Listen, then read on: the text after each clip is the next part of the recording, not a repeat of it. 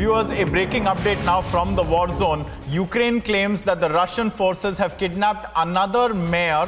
This time, the mayor of Tavriya, Mykola Rizak, is the mayor who is alleged to have been abducted by the Russian forces. According to the Ukraine army, the purpose of the isolation and the demands have not yet reliably been established. But we have seen, viewers, in recent times there has been a trend of the Russian forces allegedly kidnapping and abducting mayors of various cities in Ukraine that they have laid siege to. On a couple of occasions, we have seen the mayors being returned, but in some cases, that has not been what has happened. They are still and continue to be in Russian custody. Information on Rizak's whereabouts has been non-existent since the evening of April the 1st, that is yesterday evening. So it's verging on at least almost a day now. And we hope everything is fine with Mykola Ivanovich and that he will be able to continue his duties as mayor as soon as possible, is the statement that is coming in from the Ukrainian side. This is a town, viewers, Tavriya, which is in the Zaporizhzhia region. Zaporizhzhia, of course, we know because of the nuclear power plant crisis that was witnessed there in the first 2 weeks of the war, one of the most terrifying moments of the invasion thus far. 18,000 people live or used to live in the town of Tavriya, of which Mykola Rizak was the mayor and continues to be the mayor. He has, however, unfortunately been abducted, it appears, by the Russian troops, and Ukraine says he's been missing since yesterday evening. We'll be keeping a close eye on this and we will let you know, viewers, if there is an update.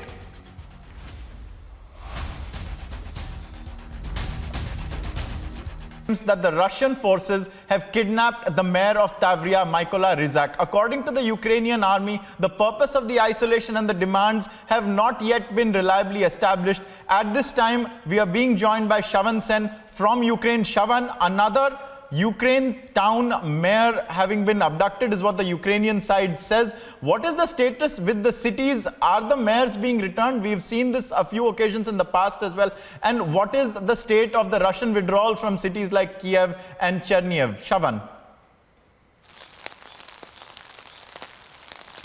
Well, in fact, Ankit, let me quickly start with the recent abduction that's taken place. Not the first time, as you rightly pointed out. Melitopol mayor was also abducted, and thereafter there was a lot of international pressure that was put on Russia, including President Zelensky himself had taken it up on himself to try and put pressure on Russia.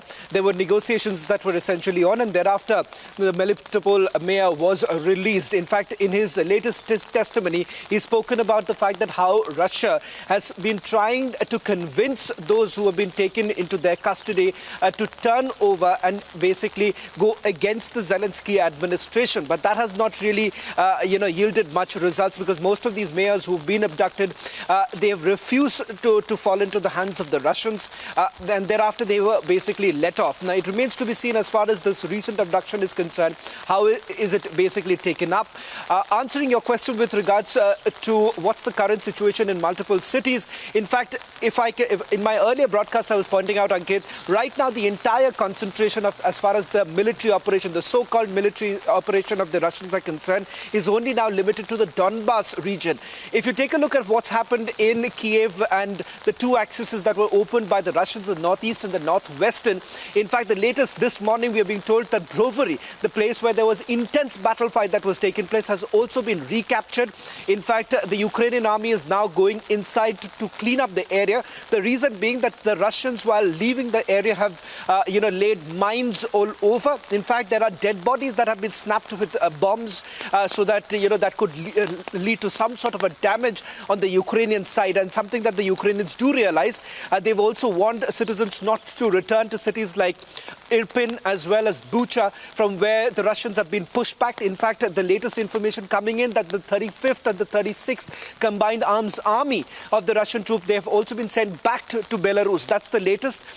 In fact, what is a little worrying for the Ukrainian authorities is right now the latest information coming in from the Ukrainian intelligence that there is a land corridor that has been created by the Russia, starting from the Luhansk Donetsk region, connecting all the way down to the annexed Crimean region. region. So that is something that the Ukrainians are certainly worried about, because in the days to come, perhaps you would see the focus of the Russian military would essentially be in down south, in Kherson, which has already been captured. There are pockets from which the Ukrainians are still fighting. Mykolaiv being the other place where they're trying to enter. They haven't been able to capture as yet, but they're not very far away from the city center.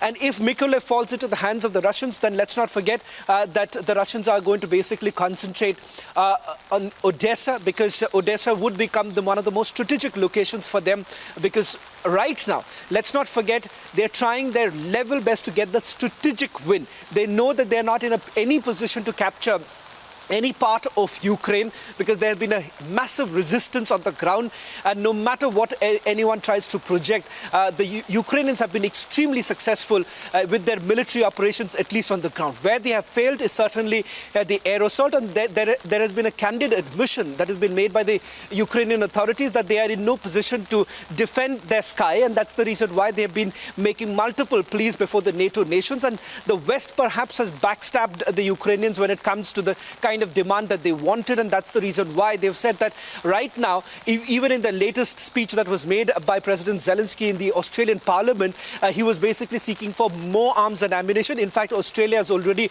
responded by saying that they're going to send in certain armored vehicles which have been used in the desert regions of Australia. That's going to be sent into Ukraine. That is only to try and ensure that there is enough that they have on their hands, and the military operation on the ground is strengthened.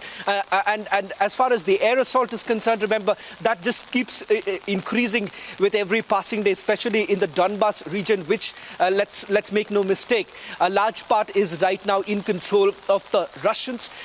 Before the invasion, perhaps 30% was under the Ukrainian control. It now turns out that 90% of the Donbas region is very much under the control of the Ukrainians. In fact, the Russians are now planning that in the place called Kherson, they're going to do a similar sort of what they've done in Luhansk and Donetsk, coming up with the Kherson People's Republic. Now, if that happens, it's going to be another strategic loss for the Ukrainians.